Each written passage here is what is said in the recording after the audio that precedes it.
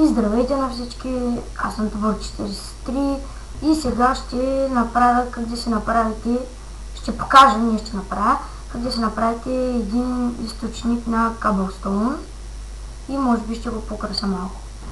Хайде. Така, сега ще започнем да правим това нещо, източника на Cobblestone. Първо, взимаме лед, ценности на Skyblock. Може и вода, може и лед. Хайде, да не е с камък. С кой да е? Айде, с гладъчен камък. Все едно, с който да го направите, не е също. Аз след ще го направя. Почвате. Може по-късно да сложите леда, но на мен така ми е по-удобно.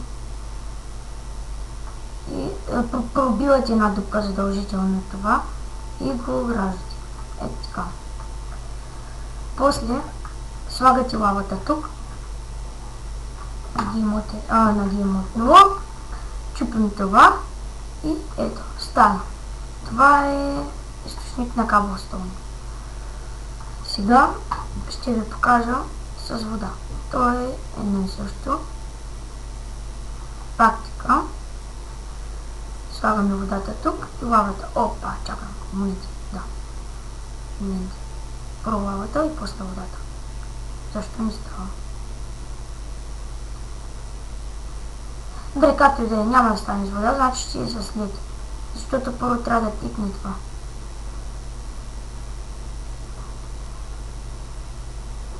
Не знам, що не става с вода. Вярно, добре. Спробвам така. Добре. Значи, хора, да знаете, това е доказателство, че вода с вода не става, само с лед става.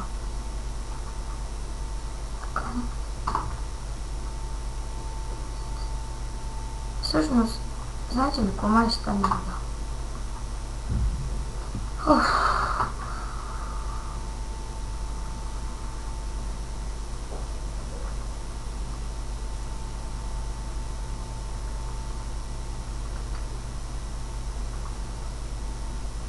Да, става.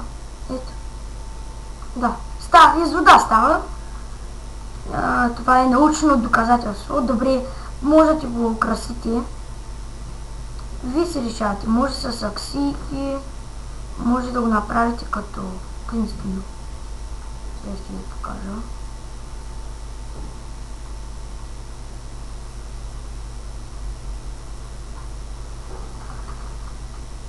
Може така да го направите. Вие си решавате. Но може да не го украсите. Какво така да решите. Ето.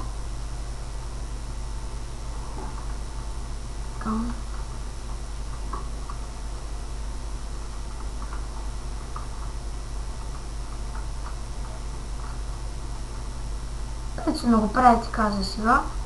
Но иначе вие ще се изберете как ще бъде.